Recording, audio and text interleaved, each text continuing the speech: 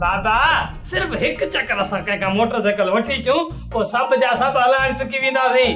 छोरा तव्हां भॼी जान छॾाई पादर वरी मुंहुं खाधा वरी जेकॾहिं काई ॿिए जे मुंहुं में ॾींदो वरी बि मुंहुं जा हथ भॼंदा। मामा तोखे कहिड़ो लाचार हुयो जो अची ॾाड़ी में गाॾी पियो सिखी? बापे जो मथो ठरियो ॿीहर कोन सिखंदो। मूंखे तव्हां इहो ॿुधायो तव्हां गाॾी सिखी कंदो छा? कहिड़ी रे असां गाॾी वठंदासीं? मामा लाम उम्मीद न आहे लाथी जेकर गाॾी सिखी वियासीं त पोइ वठण में कहिड़ी देरि थींदी? बाबा अॼुकल्ह गाॾी जी क़ीमत छा आहे? इहो 15-20 हज़ार। छोरो तूं मूं वारो ईअं ॻाल्हि करे वियो ॼणा 15-20 हज़ार रोज़ कमाईंदो हुजे।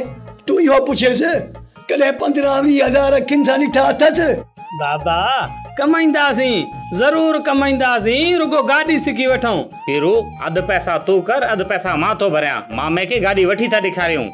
पहिरियां इहो सोच त मोटरसाइकिल कंहिंखां काहे अचूं। मूंखे त अहिड़ो कोई सुझे ई कोन थो। अॼु हीअं था कयूं जो ॾितू खे था चऊं किथां न किथां मोटरसाइकिल काहे ॾींदो। अरे छोरा ॾितू खे छॾियो हू पैसा हथ करे ॾितू खे ॿियो कमु न चओ। बाबा शादी जो छोकिरो खयूं बीठो अथसि पैसा ज़रूर ॾींदो तूं रुगो शाही वठंदो वञ शादी कीअं न कंदो। तव्हां ॾितू जी खल लाहे वठो त पोइ मूंखे वारो ॾियो त मां खल लाहियांसि। ॾितू जी अहिड़ी खल लाहींदासूं जो सॼी उमिरि हिन घर जो रुख ई न कंदो। तॾहिं त मां चवां थो भाई आहीं पोइ आहीं वॾो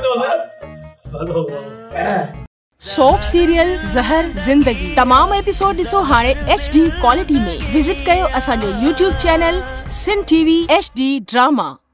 सब्सक्राइब कयो असांजो ऑफिशियल YouTube चैनल सिन TV HD ड्रामा ऐं वधीक अपडेट लाइ बेल आइकन खे क्लिक करियो।